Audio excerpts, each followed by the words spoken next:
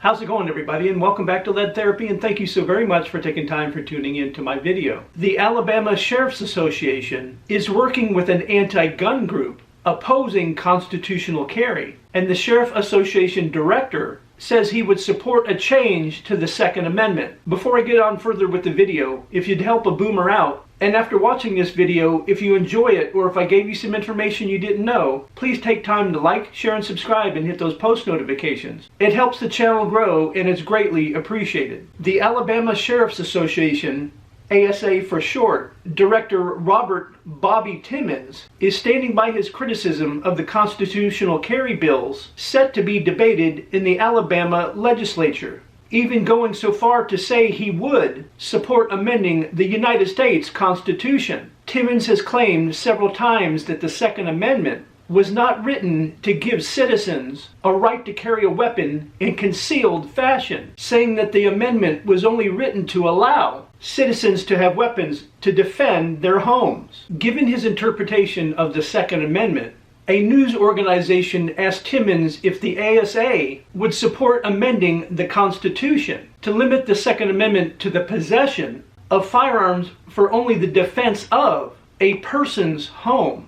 "Oh yeah," Timmons said, "I'd be in favor of that, but I mean, it would never get passed." According to Timmons, ASA is working with Moms Demand Action, which bills itself as a grassroots movement that fights for more restrictive gun laws to fight against constitutional carry laws that have been introduced into the current session of the Alabama legislature. Constitutional carry is a term used to describe legislation that would allow citizens to legally carry handguns without having to purchase a permit from their local sheriff's office. 3 bills pre-filed in the Alabama House and Senate would legalize permitless or constitutional carry in the state. The bill would eliminate the need for a person to obtain a concealed weapons permit to carry a pistol. It would also repeal and revise certain restrictions on the carrying or possession of a firearm in a motor vehicle or on a certain property or location. All 3 bills would leave the current concealed carry permitting system in place for Alabamans who want to obtain a license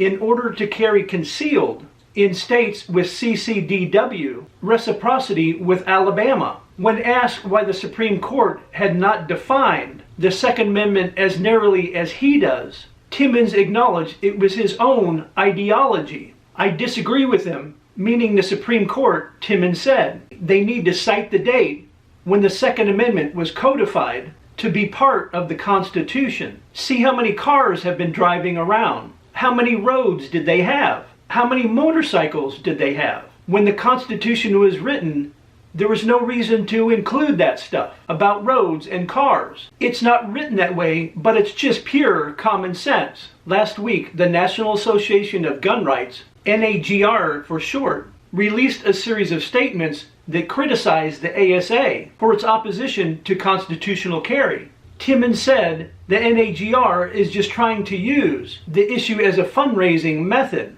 NAGR Director Dudley Brown are trying to make this about money, Timmons said. "They're saying pistol permits are a revenue stream. Let me tell you, no sheriff in the whole U.S. has been elected to raise money." Integral to Timmons' argument is his insistence that pistol permits are matters of public safety, making repeated comparisons to driver's licenses absolutely without question for public safety. Just like a driver's license, you need a driver's license, Timmons said. If you don't have a license, you can't drive.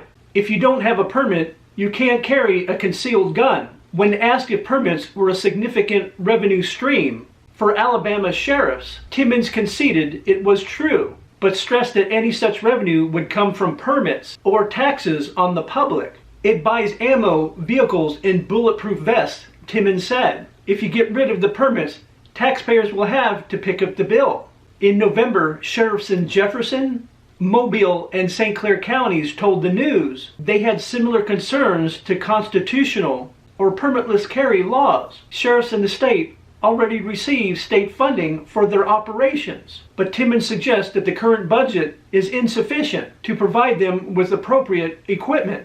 "You have your budget to operate on, but you run out of money every once in a while," Timmons said. Timmons insists that the current rules requiring background checks when purchasing a firearm are insufficient to prevent illegal acquisition. However, he did not give any reason for that assertion, other than the laws governing firearm sales are federal laws. It's very obvious after reading this article that the concealed weapon permits in Alabama are definitely a cash cow for these local police departments. So of course they're going to fight against these bills. Let me know your thoughts about the story in the comments section down below.